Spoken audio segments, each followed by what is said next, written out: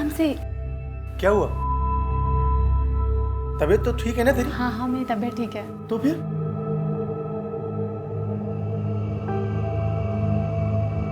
आपकी अमानत मेरे पेट में है। सच्ची? हाँ। देख, तू मजाक नहीं कर रही है ना मेरे साथ? नहीं। मैं सच में पापा बनने वाला हूँ। मुझे लगा वो ये बात सुन के घबरा जाएंगे।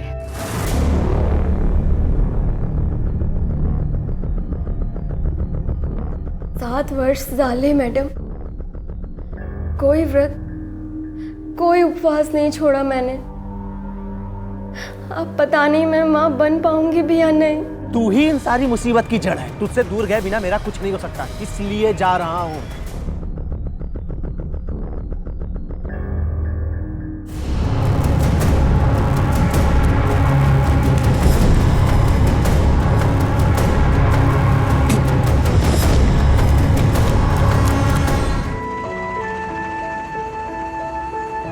नवीन लग्न झालंय का? 4 महिने पूर्ण झाले। खूप छान. काय नाव आहे? हमारे में इनका नाम नहीं लेते। अगं बाई, नको सांगू, खूप लाजतेस हा? पहले तो मेरे परिवार वाले मान नहीं रहे थे, पर इन्होंने मना लिया। अभी मैं इन्हीं के ही घर जा रही हूँ पहली बार। बरं आहे, बरं आहे. किसी भी जुर्म की कहानी की शुरुआत जुर्म होने के साथ या उसके बाद होती है। उन वजहों को जानने की कोशिश करें जो आम आदमी को अपने मन में जागे हुए जुर्म के ख्याल को अमली जामा पहनाने की ताकत देती हैं, उसे मुजरिम बना देती हैं। हाँ ठीक है, मैं भी चलूंगा आपके साथ। हाँ चलो आप। नंदू काका, नंदू काका, नंदू काका. अरे काय झालं वरडायला? उमेश भाऊ, निलेश भाऊ. क्या हुआ उनको? तुम्ही लोकर चलाता था. चल चल चलो जल्दी चलो. बाबा चल जल्दी.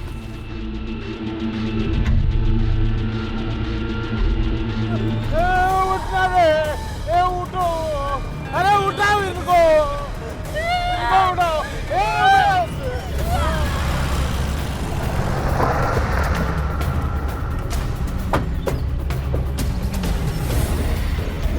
ये दोनों बेटे तुम्हारे?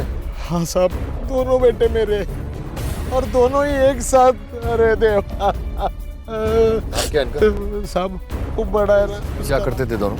ये उमेश नासिक में नौकरी करता था और ये नीलेश यहाँ गांव में मेरे साथ खेती. अब कुछ दिनों में मैं मेरी खेती का बंटवारा करने वाला था, उन दोनों को दे देने वाला था, पण बघा काय झालं. किसी से कोई दुश्मनी? किसी की दुश्मनी नहीं थी हमारे साथ, ना मेरी ना मेरे बच्चों की. मोबाइल तो होंगे ना दोनों के पास? हाँ साहब. नंबर याद है? नहीं साहब, घर पर लिख कर रखा है.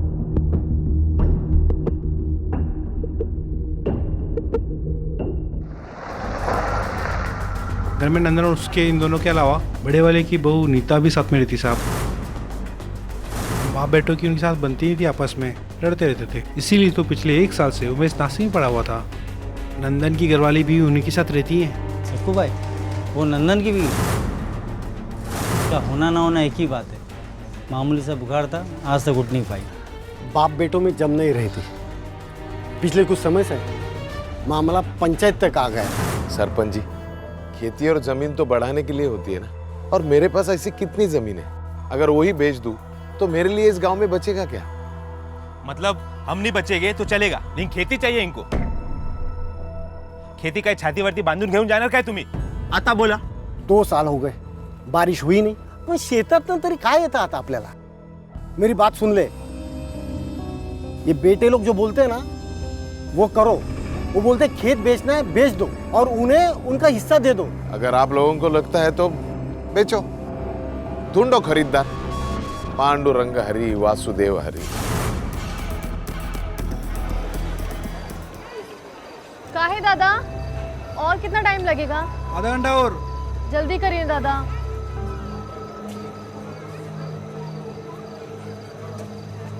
बहुत जल्दी है तुझे जाने की? हाँ, अरे बस. एक विचारू का? हाँ.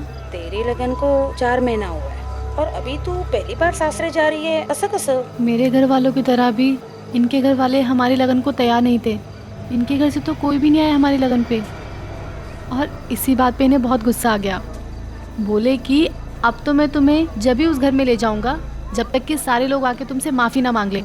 तो कोई आया फिर माफी मांगने? नहीं, पर मैंने भी सोचा कि घर के लोगों के रिश्तों के साथ ऐसे गांठ बांध के रहना क्यों। अगर मैं ही चली जाऊंगी तो छोटी थोड़ी हो जाऊंगी, इसीलिए मैं इन्हें बिना बताए जा रही हूँ। और वैसे भी इन्होंने अपने बाबा से बात करी है खेत बेचने की, ये अपना हिस्सा लेकर इधर आ जाएंगे। और एक बार खेत बिक गया तो फिर कहाँ जाना होगा गाँव।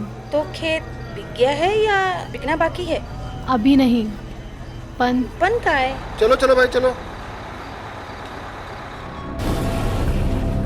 सर, उमेश और नीलेश की पोस्टमार्टम रिपोर्ट आ गई है। रिपोर्ट के हिसाब से दोनों की मौत पानी में डूबने से हुई थी और मरने से पहले दोनों ने काफी अच्छी मात्रा में शराब पी रखी थी सर। क्या हो सकता है पिलाई गई हो? हाँ सर, ऐसा हो सकता है। पहले किसी ने उन्हें शराब पिलाई हो और जब दोनों होश में ना रहे हो तो दोनों के हाथ बांधकर कुएं में धकेल दिया। लेकिन सर, हमारी जो इन्फॉर्मेशन है उसके हिसाब से दोनों की दूर दूर तक किसी से दुश्मनी नहीं थी। सरपंच ने तुम्हें यही बताया था ना कि नंदन अपने खेत को बेचना नहीं चाहता था?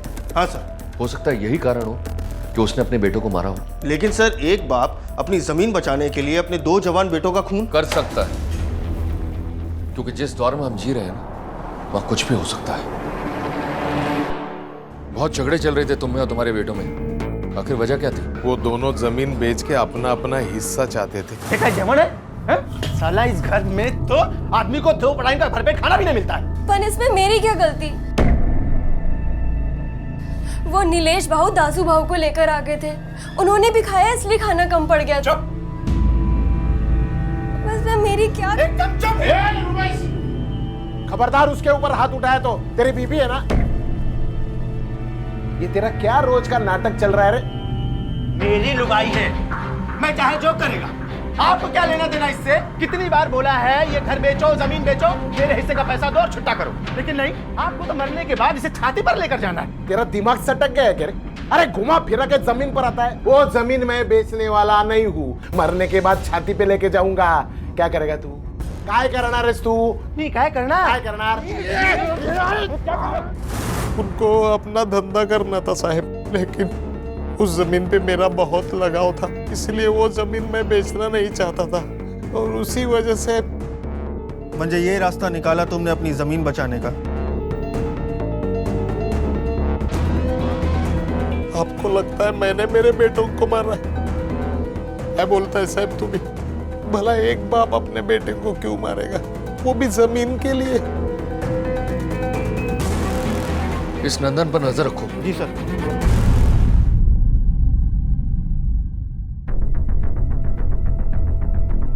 ये कौन है? सक्कू भाई, नंदन की बीवी। ऐसे ही पड़ी है 7 सालों से बिस्तर पर। इसका ख्याल कौन रखता है? खुद नंदन सर।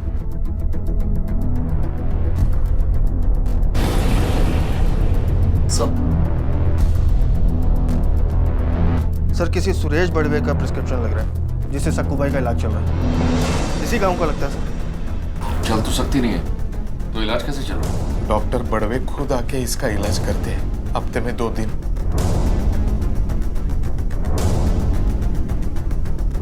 कितने बच्चे हैं आपके?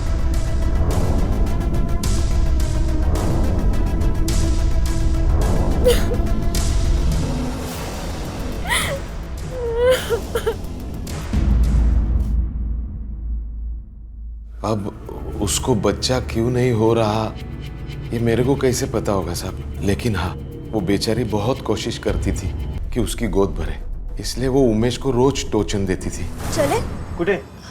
अस्पताल। वो डॉक्टर ने कहा था ना कि आपकी कल जांच। तेरे को कुछ नहीं बोला था, तो आज तू फिर शुरू हो गई। जांच कराएगी मेरी जांच कराएगी? मैं मर्द नया है, नामर्द है। देवा काय बोलता? वो डॉक्टर ने कहा। बेड़ी हो गई तेरी वो डॉक्टर। बंद कर उसके पास जाना, और दोबारा जांच वांच का नाम लिया ना तुम मुंह तोड़ देगा तेरा मैं। समझ ला? काय समझ लो? जांच। इसी कारण उमेश नासिक चला गया नौकरी के लिए। आई करना। देखो, अभी भी वक्त है, मैं तुम्हारे साथ हूँ, हम दोनों मिलके यहीं पे कुछ कर लेंगे। तू ही इन सारी मुसीबत की जड़ है, तुझसे दूर गए बिना मेरा कुछ नहीं हो सकता, इसलिए जा रहा हूँ। और जिसको जो जो करना है वो करो, बस मला जाऊ दे। हाँ, लेकिन साल में 3 बार आया था बस।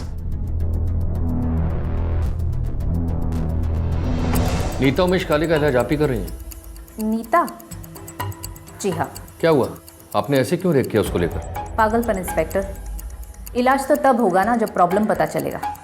मेरे कई बार कहने के बाद भी उसके हस्बैंड कभी आए ही नहीं टेस्ट करवाने, और नीता हर महीने आ जाती थी प्रेगनेंसी टेस्ट करवाने। नीता, तुम समझती क्यों नहीं? जब तक तुम्हारे और तुम्हारे पति के टेस्ट नहीं हो जाते, मैं कुछ नहीं कर सकती तुम्हारे लिए। मैडम, करने वाला तो वो ऊपर वाला होता है ना। आप एक बार चेक तो करो। इस बार मैं पक्का से पेट से होंगी। पिछले 3 महीने से हड़ताल का कड़ा व्रत रख रही थी, और वो भी निर्जला। और सब कहते हैं कि ये व्रत कभी खाली नहीं जाता। Thank you. हमें पता चला है कि तुम्हारे पति, देवर और ससुर में कुछ खास बनती नहीं थी। कुछ कहना चाहोगे इस बारे में? तुम्हारे पति ने तुमसे कुछ कहा हो? नासिक जहां वो काम करता था वहां किसी से कोई झगड़ा वगड़ा?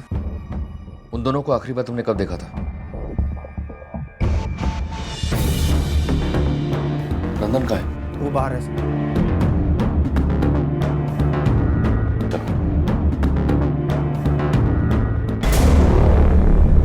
उमेश साल में सिर्फ 2 या 3 बार गांव आया था, जबकि नीता हर महीने अपना प्रेगनेंसी टेस्ट कराने जाती थी। कहीं ऐसा तो नहीं कि बच्चे के खातिर उसने किसी से रिश्ता बनाया हो और ये बात उमेश और नीलिश को पता चल गई हो, और इसलिए उसने अपने आशिक के साथ मिलकर उनका खून करवा दिया। सर, अगर नीता ने घर से बाहर पाँव निकाला होता तो इस बात की गांव में हवा जरूर होती। बहुत छोटा सा गांव है सर, ऐसी बातें गांव में कहाँ चुपती हैं।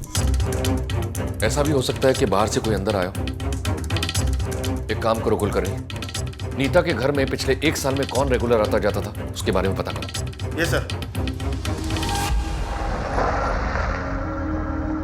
आपसे बात करनी थी डॉक्टर साहब। आप इतने घबराए और बौखलाए हुए क्यों हैं? नहीं नहीं, ऐसी कोई बात नहीं है। मैं भला क्यों घबराने लगा? बताइए, मैं क्या कर सकता हूँ आपके लिए? बैठिए आप। Thank you. हमें पता चला है कि नंदन काले परिवार के साथ आपके काफी पुराना और गहरा रिश्ता है। पिछले 7 सालों में आप हफ्ते में कम से कम 2 बार उस घर में जाते हैं। जी हाँ, ये बात सही है। दरअसल नंदन की वाइफ सकू बाई का ट्रीटमेंट मेरे अंडर हो रहा है और वो चल फिर नहीं सकती। इसी वजह से मुझे खुद जाना पड़ता है उसे देखने के लिए। आप उस फैमिली के बारे में काफी कुछ जानते हैं। तब तो आप ये भी जानते होंगे कि उमेश की बीवी नीता को बच्चा चाहिए था जो उसे हो नहीं रहा था। जी हाँ, जानता हूँ मैं ये बात। हमें शक है कि नीता के पति के अलावा कोई और भी है जो उसकी चाहत पूरी करने के लिए उसकी मदद कर रहा है। तो आप बताइए डॉक्टर साहब, जवाब दीजिए। आपका उस घर में बड़ा रेगुलर आना जाना था, कहीं वो आप ही तो नहीं? ये आप क्या कह रहे हैं इंस्पेक्टर साहब? देखिए, मेरी आपसे रिक्वेस्ट है कि आप मुझे इस मामले से दूर रखिए। मैं एक डॉक्टर हूँ और ये एक छोटा सा गाँव है, और अगर ये बात यहाँ फैल गई तो आप ये सोच भी नहीं सकते कि मेरी प्रैक्टिस पर इसका क्या असर पड़ेगा। डॉक्टर साहब, ये मामला कोई छोटा मामला नहीं है, दोहरे कत्ल का मामला है। देखिए इंस्पेक्टर साहब, मेरा ना तो उस नीता से कोई रिश्ता है, ना मैंने उन दोनों भाइयों को मारा है, बल्कि परसों रात एक कॉम्प्लिकेटेड केस आ जाने की वजह से मैं अपने घर भी नहीं जा पाया हूँ। आपको मेरी बात पे यकीन नहीं है तो आप मेरे स्टाफ से पूछताछ करके देख लीजिए। वो तो हम करेंगे ही, आपको बताने की जरूरत नहीं है। चलो। सर, आपको क्या लगता है ये डॉक्टर सच बोल रहा है? पता नहीं, लेकिन कुछ तो है जो छुपा रहा है। उस पर नजर रखो। सर। हेलो। हाँ माने, बोला। अच्छा, ठीक। सर, नासिक पुलिस का कहना है कि उमेश ने कंप्लेंट फाइल की थी। उसका कहना है कि उसके ऊपर किसी ने जानलेवा हमला किया था। हेलो, पुलिस आई थी, अभी गए हैं वो लोग। आने वाले 10 दिन तक कुछ भी नहीं। फोन भी मत करना मुझे, कोई कांटेक्ट नहीं।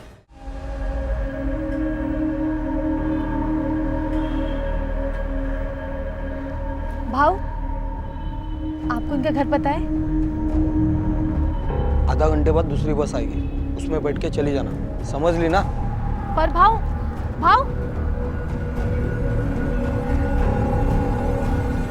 सर, दासू गोड़के करके एक आदमी है, जमीनों की दलाली करता है। नीलेश के साथ उसकी काफी अच्छी यारी है। जमीन को लेके उसी से बात चल रही है। काफी आना जाना था उनके घर को। दासू गोड़के कोई ऑफिस है उसका? हाँ सर। यहाँ तो ताला लगा है। एक काम करो, वहां जाकर पता करो।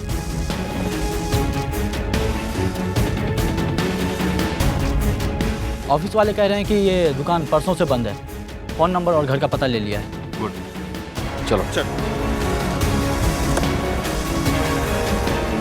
उमेश और नितेश जमीन बेचना चाहते थे और नंदन उसे बचाना। और अगर ऐसा नहीं था और इस जुर्म की वजह नीता थी, तब भी दासू से उसकी करीबी उसके काम आ सकती थी। लेकिन एक सच ये भी था कि जहां नंदन और नीता पुलिस के सामने मौजूद थे, वहां सिर्फ दासू ही था जो फरार था। दासू, तू गांव छोड़कर क्यों भागा? भागा? मी कुठे पळालो साहेब? मैं तो अपनी ससुराल गया था। वहाँ मेरी बीवी है, उसे बच्चा होने वाला था। कल सुबह फोन आया कि उसके पेट में दर्द हो रहा है, तो मैं तुरंत दुकान बंद करके बस पकड़ के निकल गया साहब। वहाँ जाने के बाद वहाँ के पुलिस ने कहा कि आप मुझे ढूंढ रहे हैं, तो मैं तुरंत यहाँ भाग के आया। कल रात को ही मुझे लड़की हुई साहब। आप चाहे तो पता कर सकते हैं। ठीक है, पर एक बात बता, नीता के साथ तेरा क्या चक्कर चल रहा है? उसके घर में तेरा बहुत आना जाना है, वो भी उसके पति के गैरहाजिरी में। ये आप क्या बोल रहे हैं साहब? मैं तो बकरी की तरह मैं क्या कर रहा है? हाँ? उमेश की पत्नी नीता हर महीने डॉक्टर के पास जाती है, ये पता करने के लिए कि वो माँ बनने वाली है या नहीं। घर से वो बाहर निकलती नहीं, और तेरा उस घर में बहुत आना जाना है, और कुछ ज्यादा ही है। क्या समझे हम लोग इसका मतलब? है नीता के साथ चक्कर है ना तेरा?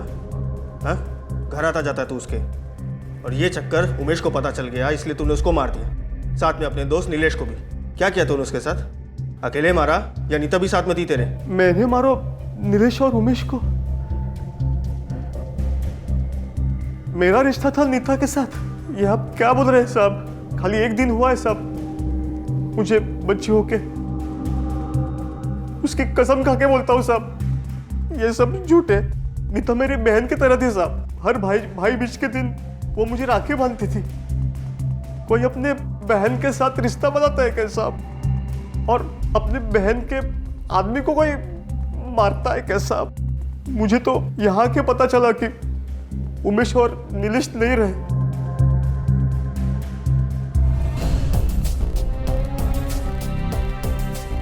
सर, इगतपुरी पुलिस से कंफर्म हुआ है कि दासू जो कुछ कह रहा था सच कह रहा था। उसे लड़की हुई है सर, उसकी बीवी प्रेग्नेंट थी। कल से वो उसी के पास था सर। अच्छा, नंदन की क्या खबर है? सर, उसकी कोई खबर नहीं, लेकिन 24 घंटे के लिए मैंने उसके पीछे एक कांस्टेबल लगा दिया। सर, उसने अभी तक कोई ऐसी हरकत नहीं की जिसकी वजह से उसके ऊपर शक किया जा सके। नंदन अपनी जमीन बेचना चाहता था, और दासू से उसकी ऑलमोस्ट फाइनल डील हो चुकी थी, यानी कि कत्ल का कारण जमीन नहीं है। मुझे लगता है वो ना हो नीता जो बच्चे को लेकर पागल थी, उसका इस मामले से कोई कनेक्शन है।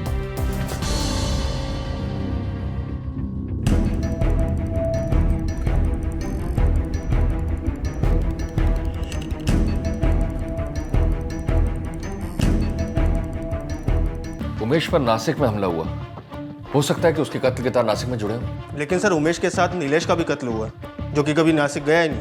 हाँ, ये एक बहुत इंपॉर्टेंट पॉइंट है। एक काम करो, नासिक पुलिस को कांटेक्ट करो और पूरे मामले की जानकारी लो। हो सकता है कि दोनों मामले एक दूसरे से जुड़े हों। सर, उमेश की फोटो लेकर एक औरत उसे गांव में ढूंढ रही है। कौन हो तुम? क्या चाहिए? देखिए, मैं अपने पति को ढूंढ रही हूँ। किसी ने बताया कि वो इसी घर में रहते हैं। ये देखिए, ये फोटो, ये मेरे पति हैं। आप इन्हें बुला दोगी?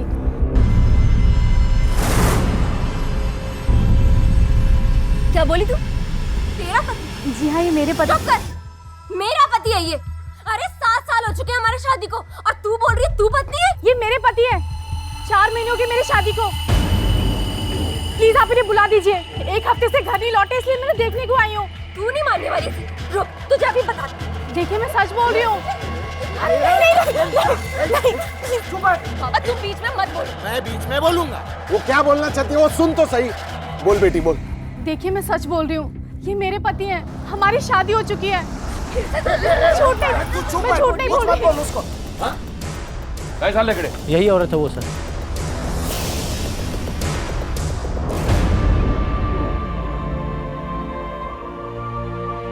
मार डाला किसने और क्यों?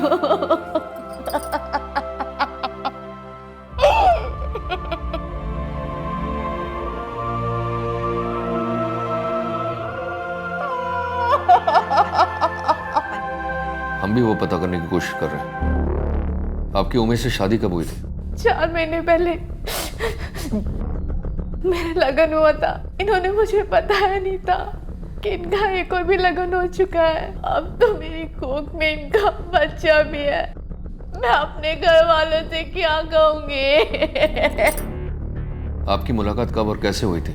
मेरे आई बाबा लंच हाउस चलाते हैं नासिक में, वहीं पे 1 साल पहले मेरी उमेश से मुलाकात हुई थी।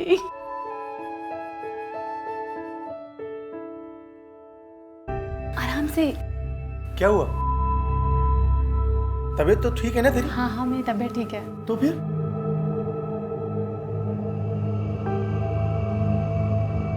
आपकी अमानत मेरे पेट में है। सच्ची? हाँ। देख, तू मजाक नहीं कर रही है ना मेरे साथ? नहीं। मैं सच में पापा बनने वाला हूँ। मुझे लगा वो ये बात सुन के घबरा जाएंगे, हो सकता है वो मुझे छोड़ देंगे, पर नहीं सर, वो तो बहुत खुश हो गए थे। पर मुझे नहीं पता था वो मुझे इतना बड़ा धोखा दे देंगे। देखिए, आप अभी नासिक वापस चले जाइए, अभी इन्वेस्टिगेशन चल रही है। जैसे ही कुछ पता लगता है हम आपको बताएंगे। एक काम करो, इन्हें बस स्टॉप तक छोड़कर।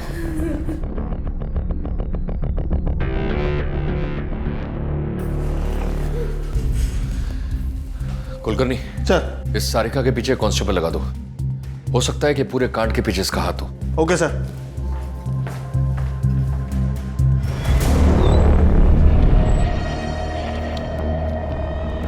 ये रहा बस स्टॉप, कुछ देर के बाद बस आएगी, आप चले जाना।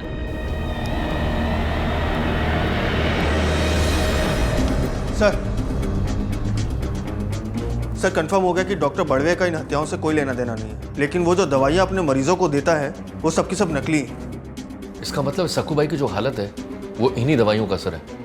डॉक्टर को उठाकर लेकर आओ। Okay sir. बोल। Sir please, sir please. नहीं बोलेगा। Please sir, please. एक मिनट। Sir please sir. अब तू बोलेगा या फिर बुलवाऊं? मैं बताता हूँ सर, मैं आपको सब कुछ बताता हूँ। देखिए, ये बात सच है कि मैं दवाइयों में मिलावट करता था, क्योंकि उससे एक अच्छा खासा मुनाफा हो जाता है। इसकी और कोई वजह नहीं थी। सक्कूबाई को लेकर मेरी किसी तरह की कोई प्लानिंग नहीं चल रही थी। उसके दोनों लड़कों के कत्ल में मेरा कोई हाथ नहीं सर। आप मेरी बात का यकीन कीजिए, बिलीव मी सर। अब तू सड़ यहाँ और चला अपना क्लिनिक यहाँ से ही। Sir please please please please sir, माफ कर दीजिए सर। सर सर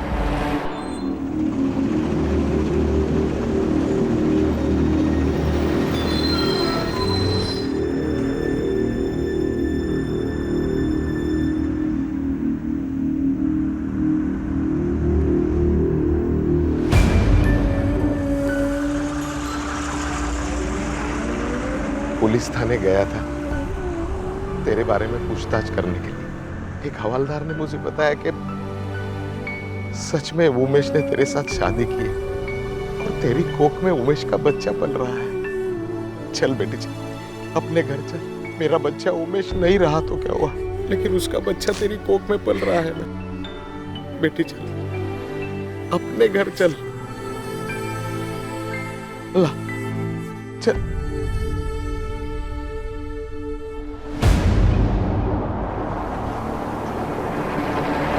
आप इसे यहाँ पर ले आए। मैं बता रही हूँ आपको, अगर ये यहाँ से नहीं गई ना तो मैं हिमाचल है, मैं तय करूंगा यहाँ पे कौन रहेगा और कौन नहीं रहेगा, समझे? जा अंदर, आज जा।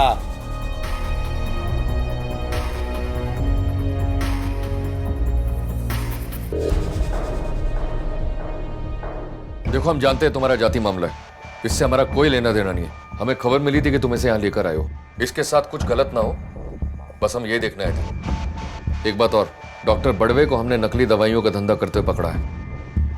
आपकी पत्नी की जो हालत है ना, वो उसी की नकली दवाइयों का असर है।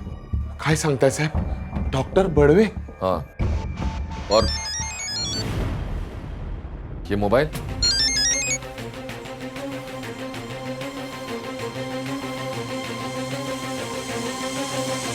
नीता के पास भी मोबाइल था, क्यों नहीं बताया? नीता की आई और कुछ रिश्तेदार आए थे, शायद उनमें से किसी ने दिया होगा। उस मोबाइल का हमें नंबर चाहिए। सर, नीता के कॉल रिकॉर्ड्स आ गए हैं उमेश के नासिक जाने से तकरीबन 1 महीने बाद से।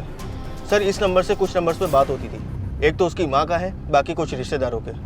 लेकिन सर, एक ऐसा नंबर है जिस पे अक्सर उसकी बात हुआ करती थी। किसका नंबर है? सर, नीलेश का। लेकिन उसका नंबर और कॉल डिटेल्स तो हमने चेक किए थे ना। जी सर, लेकिन ये उसका दूसरा नंबर है सर, जिस पे वो सिर्फ नीता से बात किया करता था, जिसके बारे में किसी को नहीं पता। कमाल है, देवर और भाभी एक घर में रहने के बावजूद फोन पर बात किया करते थे, क्यों? सर मुझे लगता है नीलेश ही वो इंसान है जिसे हम ढूंढ रहे थे।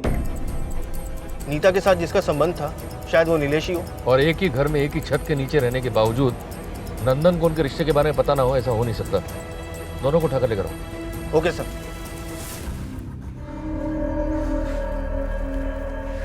जो भी सवाल पूछो उसके सही से जवाब देना, मुझसे झूठ मत बोलना, वरना पाँव से चलकर यहाँ से वापस नहीं जाओगे। लेकिन मैंने किया क्या है सर? बेवकूफ समझा तूने हमें? नीता के पास पिछले 1 साल से फोन था, तुझे पता नहीं चला। और तो और नीता और नीलेश का रिश्ता भाभी देवर से बदल के पति पत्नी का हो गया, तुझे भी पता नहीं चला। नहीं साहब, आपकी जरूर कुछ गलतफहमी हो गई, उनके पीछे ऐसा कुछ नहीं था साहब। कॉल रिकॉर्ड्स है मेरे पास तुम्हारे और नीलेश के बीच की बातचीत का, और जब उमेश को तुम्हारे और नीलेश के संबंध के बारे में पता लगा तो तुमने उसको मार डाला। उमेश को क्यों मारूंगी साहब? प्यार करती थी मैं उससे, पति था वो मेरा, कैसे मार सकती थी मैं उसे? और नीलेश नीलेश को भी नहीं मारा मैंने, वो तो मुझे बच्चा। तो तुम मानती हो तुम्हारे और नीलेश के बीच में नाजायज रिश्ता था? हाँ, रिश्ता था दोनों के बीच में, ये मुझे पता था, लेकिन क्या? ये रिश्ता मेरी मर्जी का नहीं, मेरी मजबूरी का था। मुझे बच्चा चाहिए था और मेरा पति, वो ना तो मुझे बच्चा दे पा रहा था और न ही इलाज के लिए तैयार हो रहा था। मर्द नया है, नामर्द है। देवा काय बोलता? वो डॉक्टर ने कहा। बेड़ी हो गई तेरी वो डॉक्टर, बंद कर उसके पास जाना, और दोबारा जांच वांच का नाम लिया ना तुम मुंह तोड़ देगा तेरा मैं। उल्टा मुझे छोड़कर नासिक चला गया। क्या करती मैं? अपनी पूरी जिंदगी कैसे काटती मैं? इसलिए मजबूरी में आकर मुझे नीलेश के साथ ये सब। चुप रहना पड़ा साहब। गांव में किसी से बात करता, अगर गांव में किसी को पता चलता तो गांव में मेरी इज्जत और खानदान का नाम चला जाता साहब, इसलिए। लेकिन मैंने किसी का खून नहीं किया साहब, मेरा विश्वास कीजिए। जिस दिन ये सब हुआ उस दिन मैं घर पर ही थी, आप चाहे तो बाबा से पूछ लो, मैंने नहीं किया किसी का खून। नीता बोलेगी साहब आपको, उस दिन मैं घर पर ही था, कहाँ बाहर नहीं गया साहब। तुम्ही मला सांगा साहेब, मी माझ्या पोरांना का मारीन? खरंच मी नाही मारलं साहेब. साहेब सुनो ना साहेब. साहेब अब क्या करें सर, इन दोनों की बताई बातें आपस में मैच करती हैं, कोई अंतर नहीं। कहानी मैच होने का मतलब ये नहीं कुलकर्णी कि कहानी सच्ची हो। नंदन, सारिका, नीता में से कोई तो है जो झूठ बोल रहा है। आमतौर पर झूठ इंसान को चकरा देता है, लेकिन यहाँ नीता और नंदन द्वारा बोले गए सच ने पुलिस को उलझन में डाल दिया था और संभावनाओं की लंबी लिस्ट को और लंबा कर दिया था। नीता की अपने पति उमेश के साथ साथ अपने देवर नितेश के साथ भी अपनी मर्जी से रिश्ता रखने की संभावना बनती थी। कहीं ऐसा तो नहीं था कि नितेश ने इस बात को लेकर नीता को ब्लैकमेल करना चाहा हो और इसी वजह से नीता ने नितेश का कत्ल कर दिया हो? और अगर ऐसा था तो फिर उमेश क्यों मारा गया? या फिर उमेश को नीता और अपने भाई के बीच के अवैध संबंध के बारे में पता चल गया था, उसने पहले नितेश का कत्ल किया और फिर खुद आत्महत्या कर ली, लेकिन तब उसने नीता को क्यों छोड़ दिया? आखिर क्या था इन दोहरी हत्याओं का सच और कौन था असली कातिल? ए लड़की, तू मेरे पति के कमरे में क्या कर रही है? वो मैं बस, आज मैं तुझे जिंदा नहीं छोड़ूंगी। बाबा छोड़ दो मुझे, आज मैं इसकी जान ले लूंगी। अरे क्या कर रही है तू? पीड़ित है इसका तू? अरे उसके पेट में उमेश का बच्चा पल रहा है, उसे भी मारेगी तू?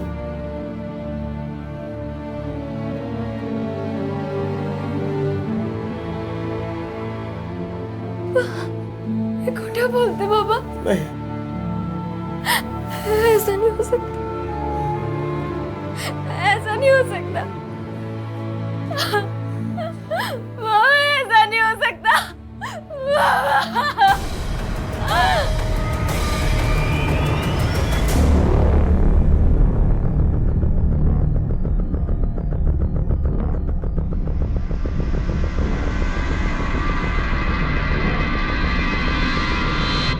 मैडम, ये नीता आपसे क्या कह रही थी? वो कह रही थी उसके पति ने किसी दूसरी औरत के साथ शादी कर ली है और वो औरत प्रेग्नेंट है। तो फिर वो इतने सालों से प्रेग्नेंट क्यों नहीं हुई?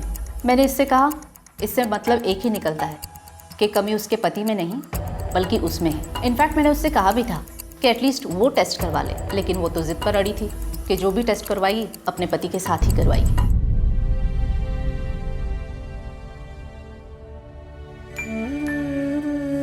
क्या हुआ? तुम ठीक हो ना? बहुत बुरी हूँ मैं। कमी मुझ में थी और मैं दोष उनको देती रही। मेरे नसीब में इतना बुरा होना क्यों लिखा था? क्यों?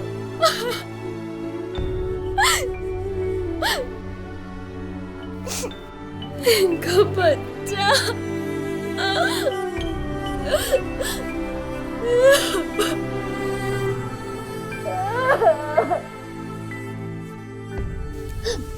अभी समझ आया मुझे,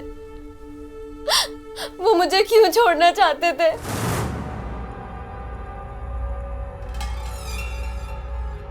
काय झाला? पूरे 4 महीने बाद लौटे आप। क्या हुआ? तुझा माझाशी काही संबंध नाहीये। मुझे तोड़नी है ये शादी, अलग होना है, समझ लो।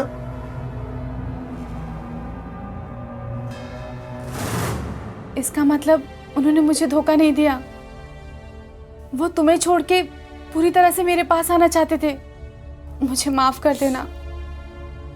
अगर मुझे पता होता कि तुम्हारा लगन उनके साथ हुआ है तो मैं उनसे कभी लगन नहीं करती।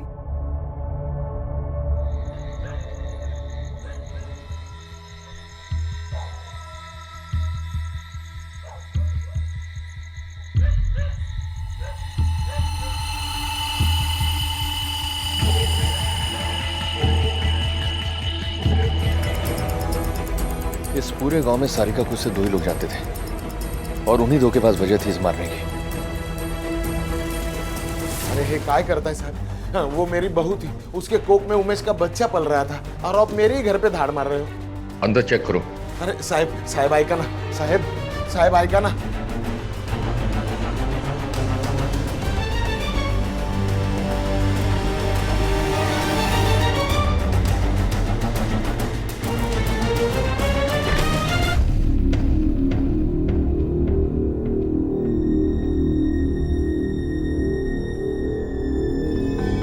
कुछ कहना है आपको?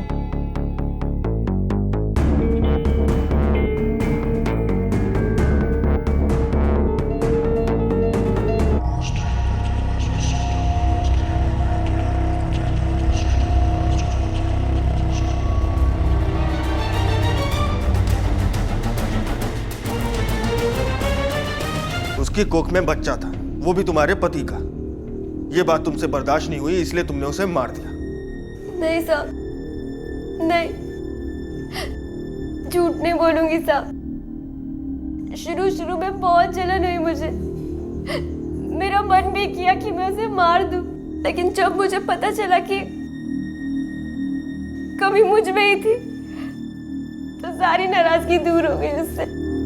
बस एक बाप किया था मैंने साहब। कैसा बाप? माजी बाई को सकू भाई, उसके चलते हुए ये सब। पिछले 7 साल से बिस्तर पे पड़े थी, 7 साल से। शुरू से बताओ, कब और कैसे हुआ? साहब, उस दिन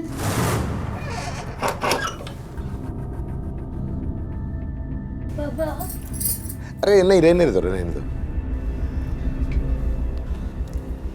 मैं तो तेरे हालचाल पूछने के लिए आया था। तू डॉक्टर के पास गई थी ना? क्या बोली वो? बाबा, वो इस बार भी कुछ नहीं हुआ।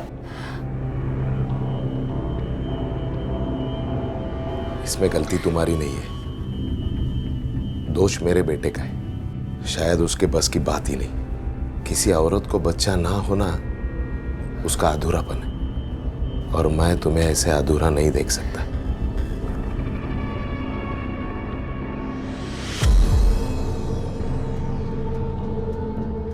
अब मैं तुम्हें दिखाता हूं।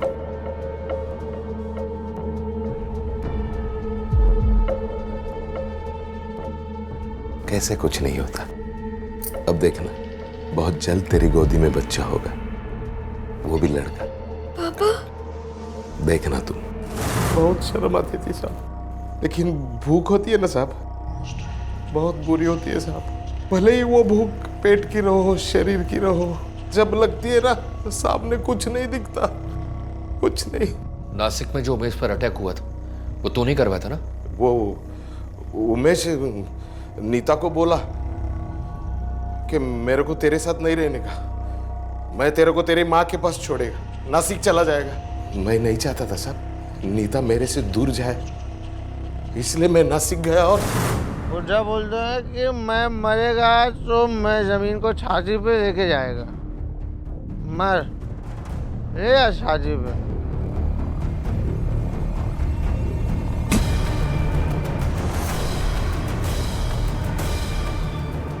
लेकिन वो बच गया। और वो दूसरी बार नहीं बच पाया, क्योंकि दूसरी बात तूने उमेश के साथ साथ नीलेश को भी मार डाला।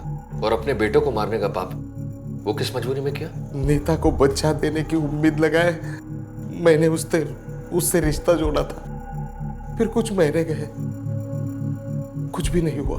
फिर उसने नीलेश के पास देखना शुरू कर दिया। नीता का और मेरा जो रिश्ता था ना, वही रिश्ता उसका और नीलेश का हो गया। ये चीज मैं बर्दाश्त नहीं कर सका। फिर मैं नीलेश का कुछ इलाज कर सकता हूँ क्या, ये सोचने लगा। लेकिन उतने में उमेश ने जमीन बेचने की जिद पकड़ ली सर। मेरे दोनों बेटे ने मेरा सुख छीन लिया, इसलिए मैंने उनकी जिंदगी छीन ली सर। नीलेश, उमेश, हो आराम से होने दो। एकदम एकदम। आपका हिस्सा आपको दिया, आपका हिस्सा आपको दिया। पर मेरे को जमीन बेचना मांग रहा है बस। अरे वो जमीन की बात छोड़, यही हिस्सा मेरा है, वो मैं पीऊंगा। अरे नीलेश, अरे दूध पीतो क्या तू? दारू पीतो ना दारू? खत्म कर। बग तुम में आता। चल।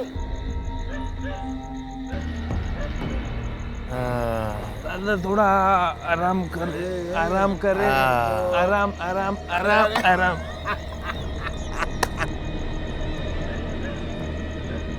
बाप हुआ मैं तुम्हारा बाप। सारिका को क्यों मारा था? उसको मालूम था मेरा और नीता का रिश्ता, उसने हम दोनों को एक साथ देख लिया था, इसलिए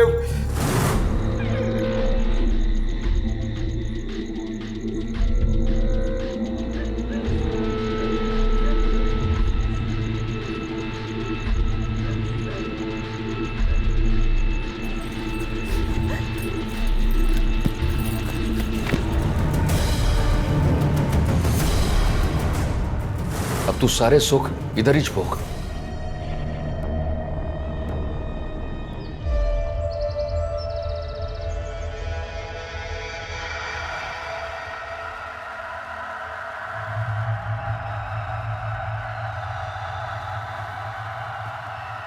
सरिता, सरिता, भैया हमारी बिटिया कहाँ गई? हमें क्या पता तुम्हारी बिटिया कहाँ है? सरिता, ये हमारी बिटिया कहाँ है? यहीं तो थी ना? अरे वो तो कहीं भी मुंह उठाकर चली जाती है। अरे ऐसे कैसे चली जाती है? वो तो ठीक से चल भी नहीं पाती। हमें नहीं पता। अरे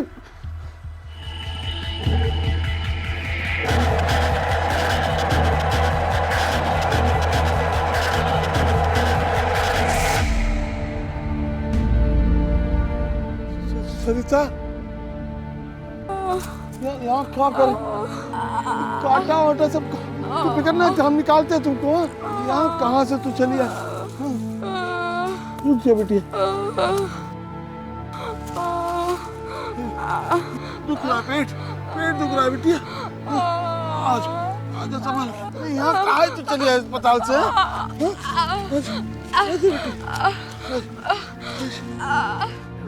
डॉक्टर साहब, डॉक्टर साहब, डॉक्टर साहब, डॉक्टर साहब, ठीक कुछ नहीं बेटिया, ठीक हो जाएगा। डॉक्टर साहब, डॉक्टर साहब।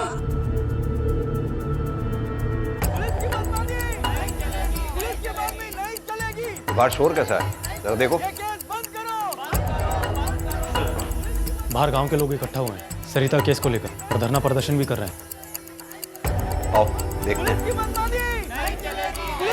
नहीं चलेगी, ये केस बंद करो, बंद करो, बंद करो। पुलिस की मनमानी नहीं क्यों शोर मचा रहे हो?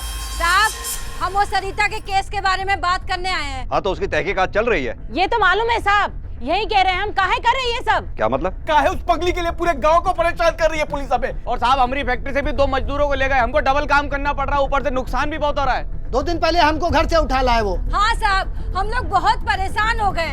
देखिए इस केस का जो मर्जी करना है कीजिए, बंद करिए बस। हाँ आप लोगों को पता भी है ये नाबालिग बच्ची के साथ बलात्कार का केस है। अरे साहब पगली लड़की का केस है, ना वो कुछ बोल पाती है ना बता पाती है। बलात्कार हुआ भी है कि नहीं हुआ है कैसे बताएगी वो। और आप लोगों ने पूरे गांव वालों को परेशान कर रखा है। या तो तुम लोगों का दिमाग खराब हो गया है या फिर तुम लोग अपनी इंसानियत भूल चुके हो। उस लड़की के टेस्ट हुए हैं जिसमें साफ साफ लिखा है उस नाबालिग बच्ची के साथ बड़ी बेरहमी के साथ बलात्कार हुआ है, और आप लोग उसका साथ देने के बजाय उल्टा उसी को कोस रहे हैं। जाइए यहाँ से आप लोग। चलिए चलिए जाइए आप।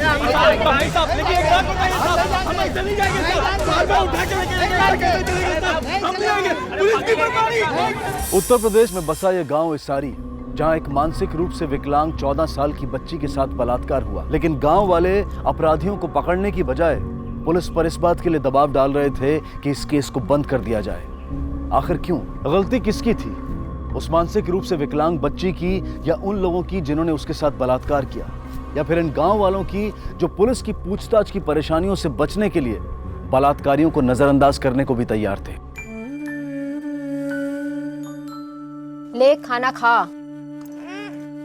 अरे तुम्हारे नहीं कहने से नहीं होगा, समझी ना? चल खा खा, मैं कह रही खा। जो लोग उठा के ले गए थे खाली बलात्कार करके छोड़ दिया हमारे पास मरने को। अरे मार के नहीं दिया तेरे को? मारते।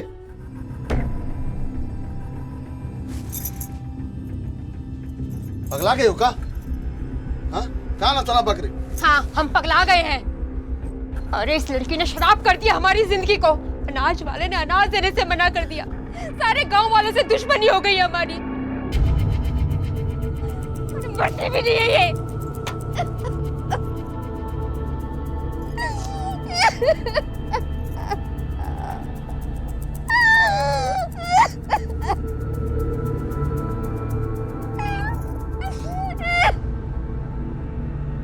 रघु अपनी बेटी सरिता से बहुत प्यार करता था।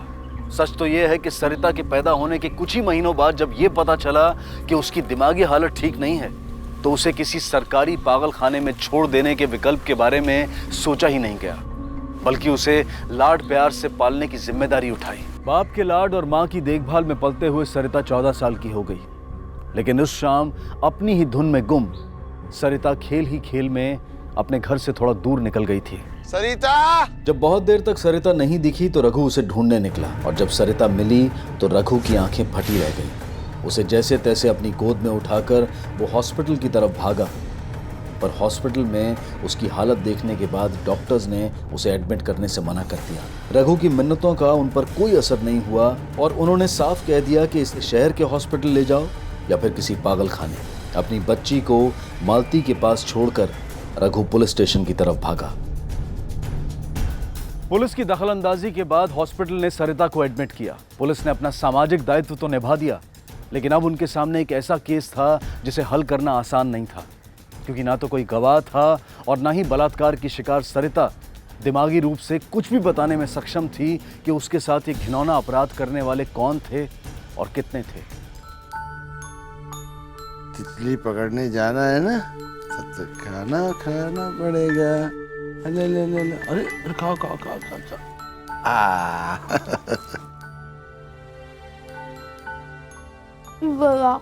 क्या होगा है?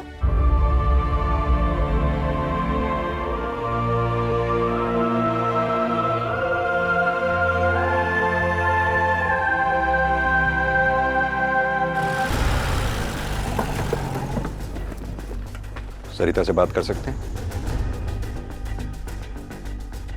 वो आपको क्या बताइए साहब, उस मासूम को तो ये भी नहीं मालूम कि उसके साथ क्या कुकर्म हुआ है।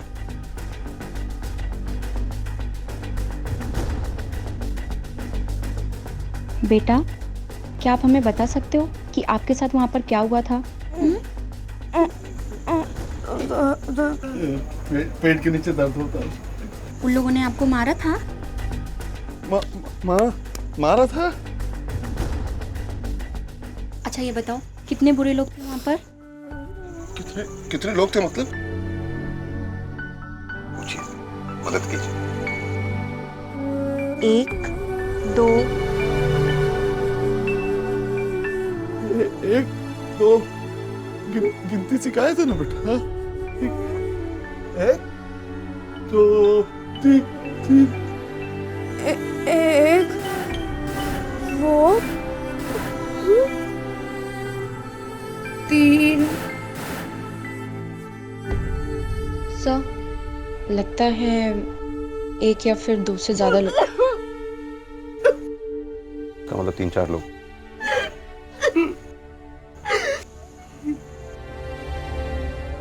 चलो।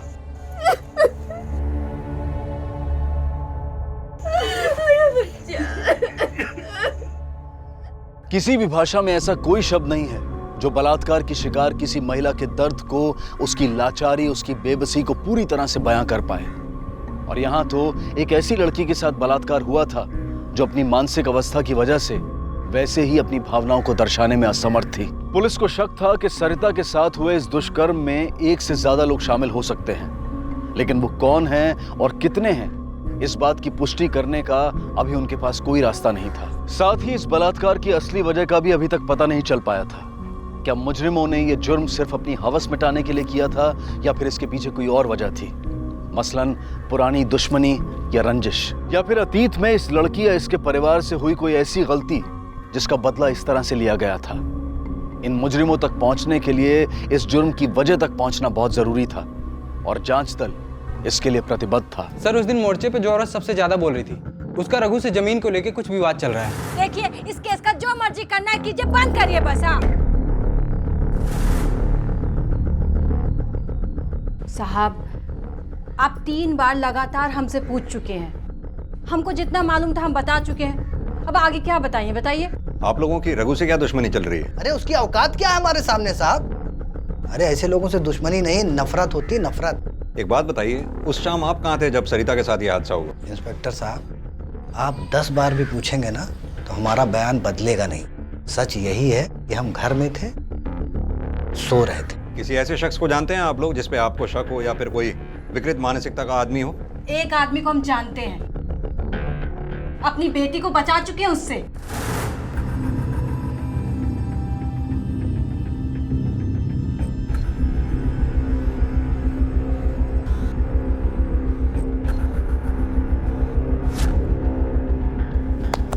अरे ये तो यही गिर गया। तुमको नहीं आता सर को हम बताते हैं।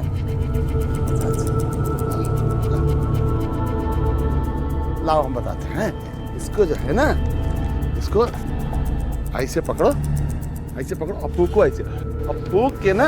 हाँ छोड़ मेरी बेटी को। क्या कर रहा था? अरे ये क्या कर रहा था तू? अरे उड़ाना सिखा रहे थे। सब देखा मैंने। शर्म कर ले, तेरी बेटी की उम्र की है। क्या कहा ना चुका पकड़ी? और तेरे को कितनी बार मना किया इस पागल के साथ मत खेला कर। पूरा का पूरा खानदानी पागल है। चल चल, घर में बैठने से मन ही नहीं लगता तुम्हारा ना। चलो।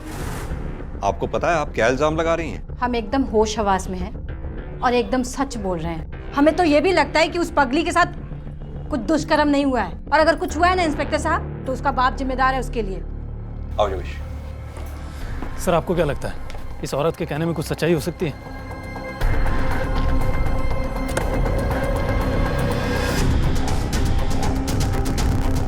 इस बाप को देखकर लगता नहीं ऐसा कि ये अपनी बेटी के साथ कोई गलत काम कर सकता है। बैठो। आमतौर पर सुरागों की तलाश में भागते दौड़ते और सबूतों की बिना पर मुजरिमों को पकड़ने वाले पुलिस वालों को कभी कभी अपनी अंतरात्मा की आवाज पर भरोसा करना पड़ता है। लेकिन यहां सवाल यह था कि क्या पुलिस की गट फीलिंग सच है या फिर जो रूपलता ने कहा है वो सच है। सरिता के इशारों पर विचार तो किया जा सकता था, लेकिन उसे पुख्ता रूप से माना नहीं जा सकता था। डॉक्टर ने यह भी कहा था कि सेक्सुअल असॉल्ट तो था, लेकिन किसी का सीमेन नहीं मिला था। इससे पुलिस ये सोचने पर मजबूर हो गई थी कि क्या बलात्कार में प्रोटेक्शन यानी कॉन्डोम का इस्तेमाल किया गया था। सर मालूम चला है कि उस पूरे गांव में एक ही दुकान है जिस पर हर तरह का सामान मिलता है, और इस दुकान के मालिक का नाम महाजन है। सर क्यों ना इस महाजन से पूछताछ की जाए कि वारदात वाले दिन से लेकर 1 हफ्ते पहले तक किन किन लोगों ने कॉन्डम खरीदा हो। छोटी मोटी खरीदारी का बिल थोड़ी बनाएंगे। गिने चुने गिनती के लोग आते हैं तुम्हारी दुकान पे। और तुम कह रहे हो तुम्हें याद नहीं है। याद तो है साहब, लेकिन थोड़ा सोचना पड़ेगा ना। किसी का भी नाम दे दूँ जिसने पहले या बाद में खरीदा हो, वो तो बेचारा फंस जाएगा। उनको जो बोला है वो करो, ज़्यादा बकवास मत करो, समझे? ठीक है साहब, जैसा आप बोलिए। लेकिन ये पगली लड़की ने पूरे गांव को परेशान करके रखा है। पता नहीं काम मुंह काला करके आई है, सबके सब परेशानी हमें उठानी पड़ रही है।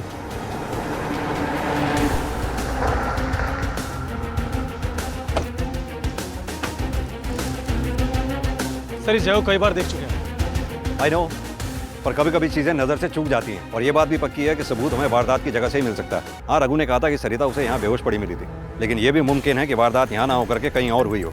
सरिता यहाँ खुद चलकर पहुंची हो या फिर उसे यहाँ लाकर फेंक दिया गया हो। हमें अपनी जांच का दायरा बढ़ाना होगा और एक बार फिर अच्छी तरह से छानबीन करनी होगी। चलो आओ।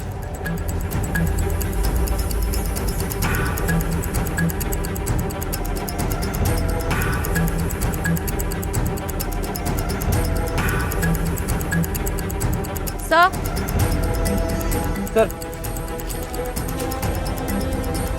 सर ड्रिंक की बोतल एविडेंस बैग में डालो।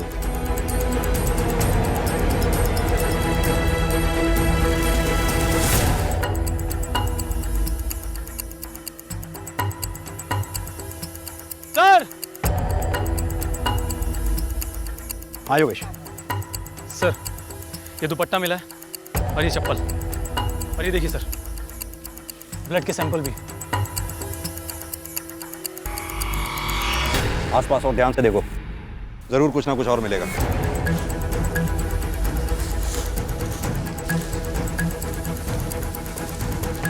एक मिनट सीमा, ये उठाओ।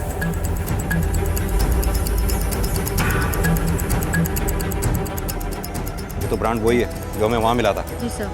इस जगह को देखकर लगता है कि वारदात यहीं हुई होगी। फॉरेंसिक वालों को बुलाओ। Yes sir. सारी परेशानी ऐसी खड़ी हो गई, क्या बोले? ये देखो पगली।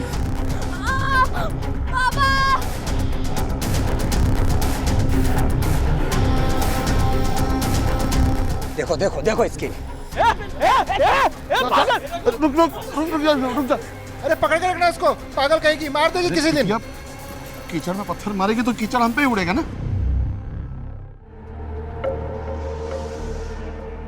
पानी लेके आ।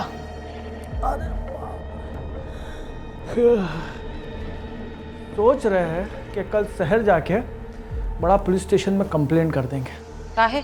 का हुआ? अरे का हुआ, आज पुलिस दुकान पर आ गई, कहने लगी कि सबका नाम दो जो जो कंडोम खरीदते। अरे कहाँ से याद रखेंगे? हमने भी कह दिया याद करके बताएंगे नाम। साहब यही बचा है, अब ये भी पूछ लो कि हफ्ते में कितनी बार इस्तेमाल करते हैं कंडोम। जितना पूछा जाए उतना ही जवाब दो। तुमने कंडोम खरीदा था या नहीं? जी। कहाँ इस्तेमाल किया? एक ही पत्नी है साहब, बाहर मुंह मारने की आदत नहीं है। और तू? साहब हमने कुछ भी नहीं किया साहब, और हमने तो कछु खरीदा भी नहीं था। महाजन झूठ बोल रहा है। साहब गलत फहमी भी तो हो सकती है। योगेश, जरा इसकी गलतफहमी दूर कर दो। चल साहब तेरी गलतफहमी दूर कर। साहब हमने कुछ नहीं किया। मैं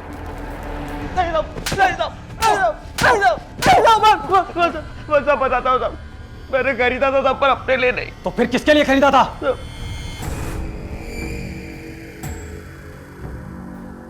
गरीबो, हाँ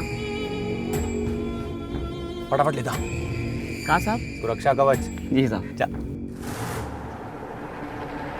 रूपा, अरे रूपा। हाँ। अरे पानी ले आओ। ला रहे। ये लीजिए।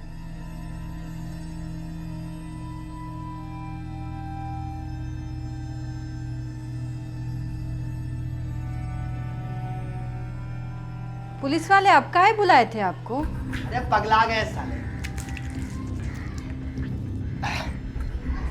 दिमाग घूम गया उनका।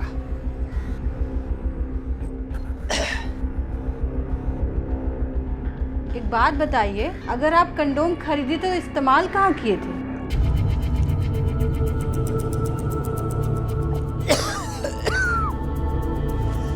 यार दिमाग मत चाटो, वहां पुलिस वाले ये पूछ रहे हैं और घर में तुम ये पूछ रहे हो। सुनो, अगर पुलिस वाले पूछे ना तो कह देना अपने लिए लिया था। ले लो।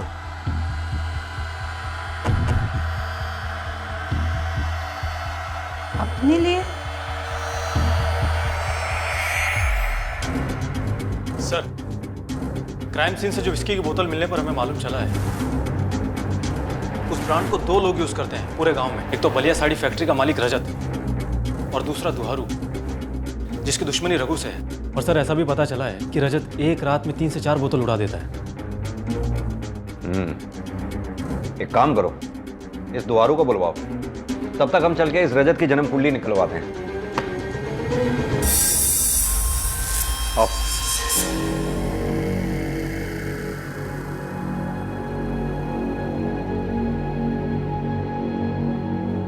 अरे बाबा, आज आप जल्दी घर आ गए फैक्ट्री से। हाँ बेटा, वो थोड़ी तबीयत ठीक नहीं थी ना मेरी, इसलिए। आज तुम स्कूल गई थी? हाँ गई थी ना बाबा। अच्छा, तो इधर आ मेरे पास बैठो। क्या हुआ है स्कूल में? आज तो मिस बहुत गुस्से में थी, सबको छड़ी पड़ी। तुमको भी पड़ी? हमको काहे पड़ेगी, हम तो सब पढ़ के गए थे। शाबाश मेरी बच्ची। मनीषा, ये क्या बेवकूफी है? दुपट्टा कहाँ है तुम्हारा? अभी तो उतारे थे अम्मा। कहाँ उतारी? हैं? लो, खड़ी हो, खड़ी हो। अरे जाने तो, घर में ही तो है। हाँ, आप तो यही चाहेंगे ना दुपट्टा ना पहने। क्या बोली तुम? वही जो आपने सुना है। मनीषा, जाओ जाओ अंदर कमरे में। और तुम मनीषा को इतना ज्यादा अपने पास मत बिठाया करो जो तुम दारू पी रहे हो। हाथ लगा के दिखाओ जरा मुझे।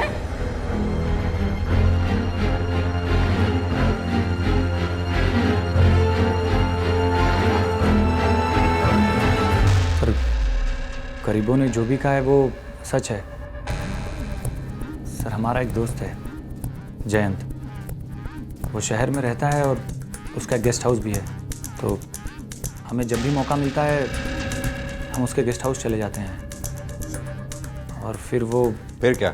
सर, हमारी बीवी को मत बताइएगा प्लीज़। हम साथ वहाँ पीते हैं और जयंत वहाँ लड़कियों का इंतज़ाम करता है। और फिर हम लोग। ये जयंत रहता कहाँ है? Ballia sir. Yogesh, Ballia police station को इन्फॉर्म करो और उनसे कहो कि जयंत के बारे में जानकारी हासिल करें। पर जयंत की बीवी को भी इन सब के बारे में पता नहीं है सर। कोई बात नहीं, अब पता चल जाएगा। जयंत, रजत ने हमें सब कुछ बता दिया।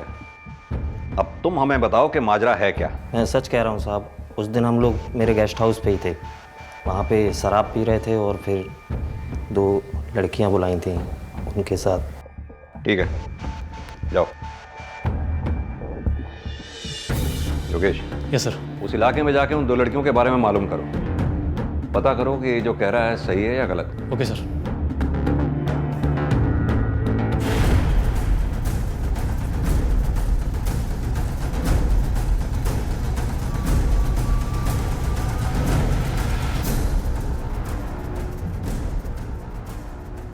चल निकल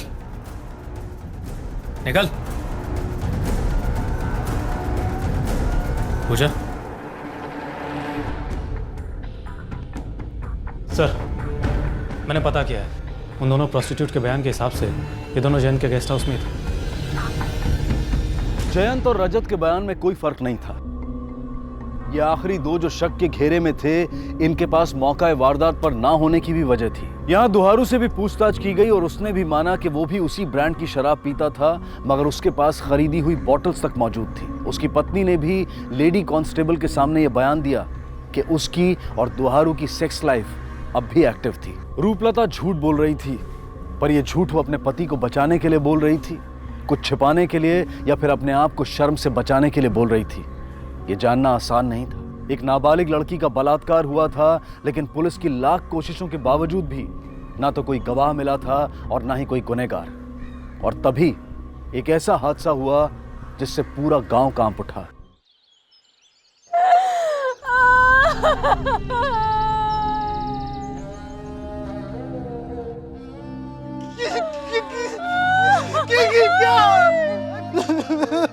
मेरे बेटे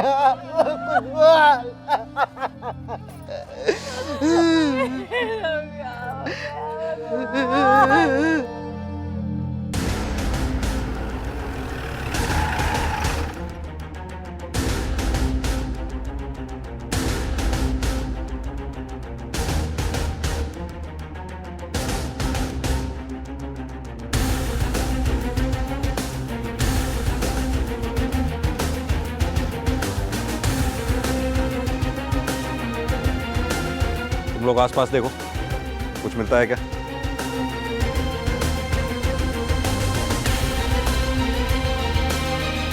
सर।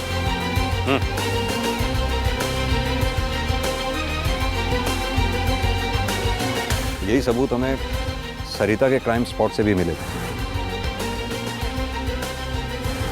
कहीं ऐसा तो नहीं मनीषा का कातिल और सरिता का रेपिस्ट एक ही हो?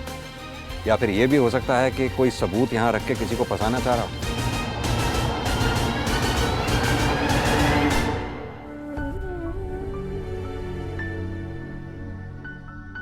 अरे भैया वो देखो, वो पगली फिर आ गई। अगर ये दुनिया की आखिरी लड़की भी होगी ना, तब भी हम इसके साथ कुछ नहीं करना चाहेंगे। इस पगली के साथ कोई क्या करेगा? सरिता!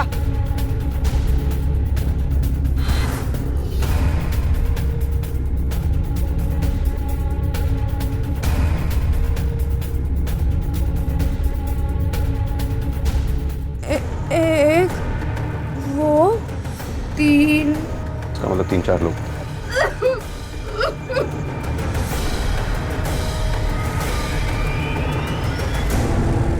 ये देखो, मनीषा की रिपोर्ट में भी वही लिखा है जो सरिता की रिपोर्ट में लिखा था। सीमेन हमें वहां भी नहीं मिला था, यहां भी नहीं मिला है। सरिता की मेडिकल रिपोर्ट में भी डॉक्टर ने मल्टीपल पेनिट्रेशन का जिक्र किया है, जो इस रिपोर्ट में भी किया हुआ है। You are right sir. और क्राइम सीन से भी उसी ब्रांड के सिगरेट बट्स और विस्की की बोतल। इसके सिर्फ 2 मतलब हो सकते हैं। या तो ये क्राइम उन्हीं लोगों ने किया है जिन्होंने सरिता के साथ दुष्कर्म किया था, या फिर किसी ने हमें मिसगाइड करने के लिए इस क्राइम सीन को बिल्कुल वैसा बनाने की कोशिश की है ताकि हम इस धोखे में रहें कि ये दोनों क्राइम्स एक ही गैंग ने किए हैं। सर, फर्क सिर्फ इतना है कि मनीषा को चाकू जान लेने के लिए मारा गया था, जबकि सरिता की जान लेने की कोशिश ही नहीं की गई। क्योंकि मनीषा अपने बलात्कारियों को पहचान सकती थी। सरिता की दिमागी हालत ठीक नहीं होने की वजह से वो ऐसा नहीं कर सकती थी। ये बार शोर कैसा है? लगता है गांव वाले फिर से इकट्ठा हो गए मनीषा के केस को भी बंद करने के लिए। आओ। साहब से मिलना है तो हमको जाने दीजिए। क्या बात है, अब क्यों आए आप लोग? हम सब आपसे हाथ जोड़कर माफी मांगते हैं। साहब, पिछली बार हम लोग आए थे कि आप सरिता का केस बंद कर दें, लेकिन इस बार हम चाहते हैं कि आप जितनी पूछताछ करना चाहते हैं हम सारे गांव वालों से कर सकते हैं। हम सारे गांव वाले आपके साथ में। क्यों भाई, साथ में हो ना? साहब, हमसे जो भी मदद पड़ेगी हम करेंगे आपको, और जिसने भी ये कुकर्म किया ना उसे छोड़िएगा मत। हाँ साहब, दुहारू भैया की बिटिया हमारी बिटिया जैसी थी। दुहारू की बिटिया आपकी बिटिया जैसी है, और रघु की बेटी क्या सिर्फ इसलिए क्योंकि वो दिमागी तौर पर कमजोर है इसीलिए आप लोगों ने मोर्चा निकाला था उसका केस बंद करने के लिए? हमसे गलती हो गई साहब, हम हाथ जोड़ के माफी मांगते हैं आपसे। माफी ही मांगनी है तो रघु से मांगो, उसकी बेटी सरिता से मांगो, क्योंकि अगर उस वक्त आप लोगों ने मोर्चा नहीं निकाला होता तो आज मनीषा के साथ ही हादसा हुआ ही ना होता। हवलदार, भेजो इन सबको। साहब बात तो सुनिए साहब। साहब सुनिए ना साहब।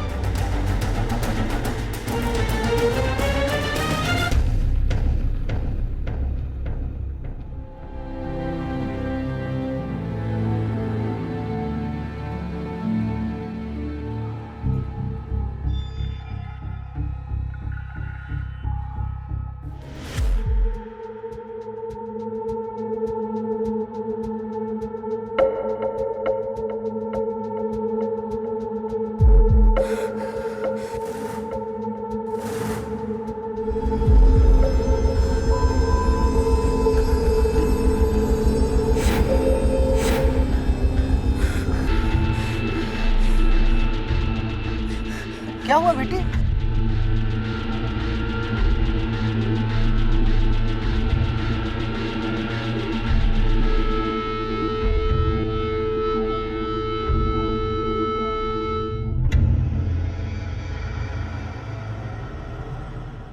ये सिगरेट का ब्रांड कौन लेता है?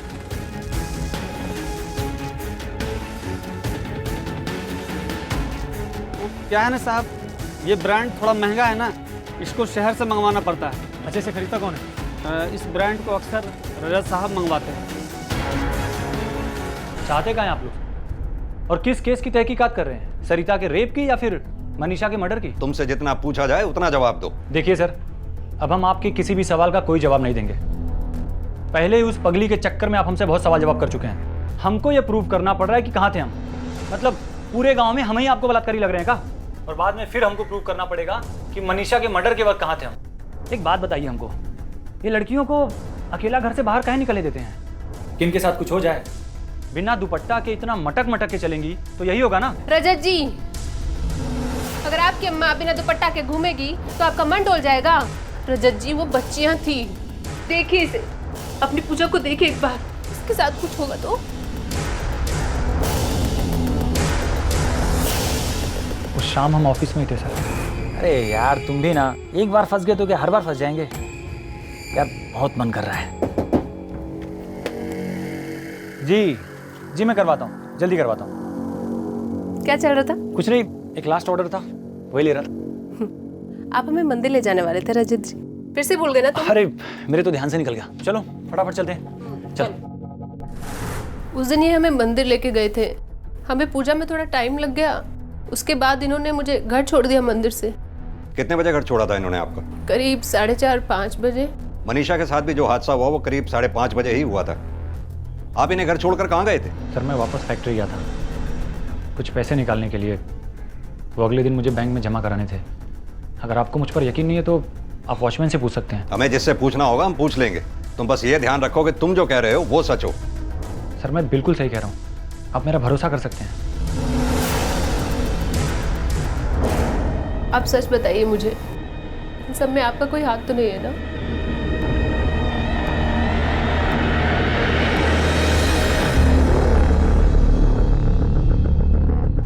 नमस्ते सर। नमस्ते रघु, कैसे हो? ठीक है सर। सरिता कैसी है? ठीक नहीं, थोड़ा दर्द रहता है और हादसे के बाद कभी भी दौरा पड़ जाता है। तो डॉक्टर को दिखाओ। जी, कुछ पता चला सर? नहीं रघु, अभी तो पता नहीं चला है, लेकिन हम अपनी तरफ से कोशिश पूरी कर रहे हैं। हम लोग सोच रहे थे कि ये गांव छोड़कर कहीं और चले जाएं। बड़ी बेइज्जती महसूस होती है अभी। लेकिन क्यों? मनीषा की हत्या के बाद अब तो गांव वालों की सोच भी बदल गई है। हाँ वो तो है। कल सरिता सारा दिन बाहर थी पर किसी ने कुछ कहा नहीं, ना ही किसी ने गाली दी, ना ही पत्थर मारा। नहीं तो बिना कुछ कहे, बिना गाली दिए कोई वहां से जाता ही नहीं था। लेकिन दौरा तो फिर भी पड़ गया साहब, डर के मारे ऐसे मुंह छुपा रही थी सबको देख। कौन कौन लोग थे वहां जिन्हें देखकर सरिता को दौरा पड़ा? मनीषा के नाम की पूजा करके लौट रहे थे वो, दुहारू, महाजन, मरियासी, यही सब गांव वाले। नाम लिखवा दो उनके। जी सर।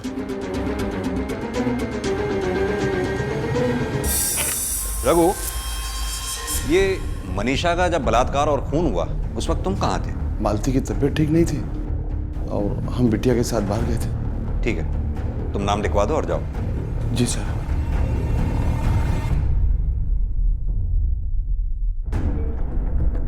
सर आपको रघु पर शक है? शक नहीं है, बस एक ख्याल है, क्योंकि रघु की दुहारू से दुश्मनी थी, क्या पता बदला लेने के लिए। और सर ये उन गांव वालों को बुलाना जिनको देखकर सरिता को दौरा पड़ा था? क्या पता किसी खास चेहरे को देखकर उसे दौरा पड़ा हो। अब उसकी मानसिक हालत ऐसी तो है नहीं कि वो किसी शख्स पर हाथ रख के या उंगली उठा के ये कह सके कि इस आदमी ने मेरे साथ बलात्कार किया था। हाँ एक बात जरूर है, हो सकता है सरिता ही हमें अपने बलात्कारियों तक पहुंचा दे। रघु की जानकारी के बाद पुलिस ने उन सभी गवाहों को पुलिस स्टेशन बुलवाया जो रघु के घर के सामने से गुजरते थे, क्योंकि उनमें से ही किसी को देखकर सरिता बहुत डर गई थी।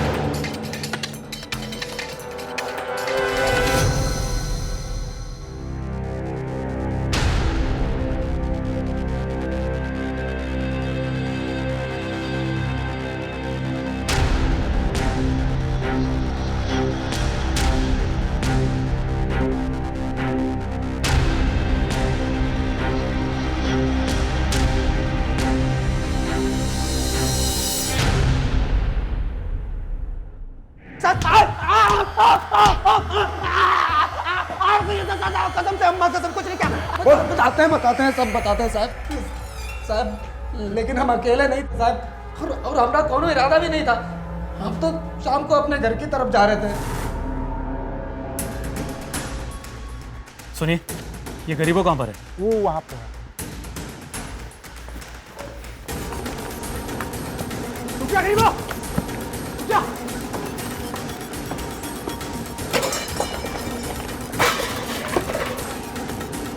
गरीबों रुक जा।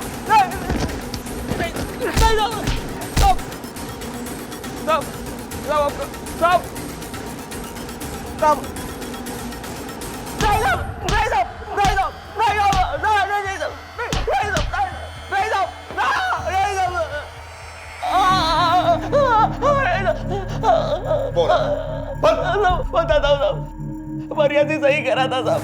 दोनों वो दारू पीने के लिए बैठे थे। हमको अचानक झाड़ियों में आवाज आई और जाके देखा तो ये इधर से आवाज कुछ। अरे पीने के बाद साले तुमको संगीत देखता है। नहीं कुछ तो है भाई यार। उठो उठो देखते हैं।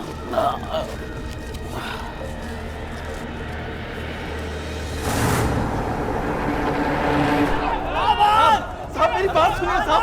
साहब मैंने नहीं किया साहब, मैंने कुछ नहीं किया साहब। मेरी बात सुनिए साहब। साहब मेरी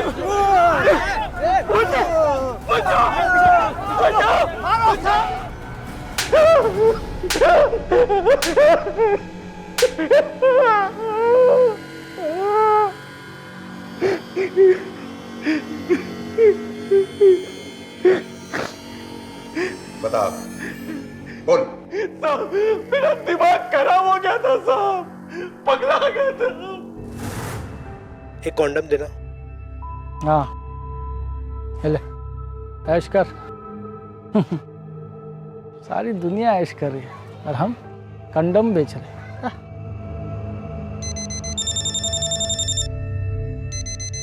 हाँ दादा बोल। ठीक है, एक काम कर, तेरी माँ को दे। हाँ सुन, आज जरा तैयार है ना? तैयार है ना? मूड में आ रहे हैं।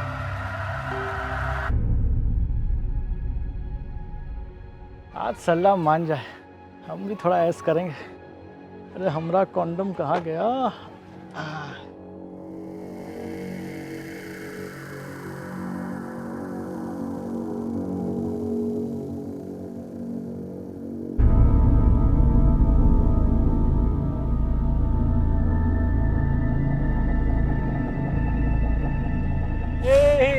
हवाई जहाज।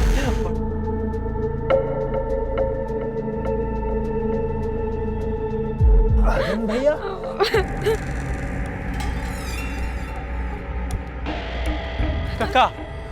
का हुआ? हाँ ये क्या कर रहे थे? क्या कर रहे थे हम? हाँ देखो, कल दुकान पे आ जाना, कुछ पैसे दे देंगे तुमको। ठीक है, चलो चलो चलो घर चलो। पैसा है? ये जो आप कांड किए हैं ना, बचेंगे नहीं। कैसा? लड़की किसी को बोल दी तो? ये तो पगली है, इसको क्या पता कौन किया, कैसे किया? इसको क्या समझ में आएगा? किसको बताएगी ये? अरे तो बोल भी नहीं सकती है ना। कल दुकान पे आ जाना, पैसा दे देंगे। चलो चलो चलो चलो, चलो। दुकान पे आ जाना। क्या है भाई, हम लोग तो कुछ और ही सोच रहे थे। जब गरीबों तुम्हारे साथ इस दुष्कर्म में शामिल था, तो फिर कंडोम खरीदने वालों की लिस्ट में उसका नाम क्यों डाला तुमने? जब आप हमसे पूछताछ करने आए थे तो हम बहुत डर गए थे। हमने गरीबों के साथ मिलकर प्लान बनाया। गरीबों, आज पुलिस आई थी दुकान पे। पुलिस? क्या? कह रही थी कि हफ्ते भर में जितने लोग ने कंडोम लेके गए थे सबका नाम बताओ। हाँ तो सच बोल दो, दे दो नाम। दम मार के आया होगा। अरे तुम्हारा नाम देंगे तो हम नहीं फंसेंगे क्या? अरे टेंशन काहे ले रहे हो? हमसे पुलिस पूछेगी तो हम कह देंगे किसके लिए लेके गए थे। किसके लिए लेके गए? हमरे साहब के लिए, उन्हीं के लिए तो लेके जाते थे। और फिर मनीषा को देखकर तेरे दिमाग में शैतान सवार हो गया? नहीं साहब, मनीषा बिटिया के साथ हमने कुछ नहीं किया, उसे छुआ भी नहीं साहब। हमने कसम खा ली साहब कि हम कुछ नहीं करेंगे। हमने तभी कसम खा ली थी साहब। तो मतलब तूने मनीषा का मर्डर नहीं किया? वो तो हमारी बिटिया जैसी थी, हम उसको नहीं मारे साहब।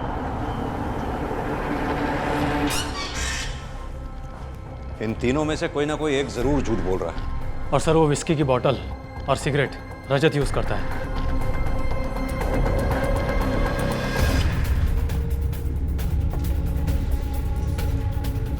जी कहिए। तुम फैक्ट्री में बैठ के शराब पीते हो ना? जी, पर कभी कभी। हमारे पास तुम्हारी फैक्ट्री का सर्च वारंट है।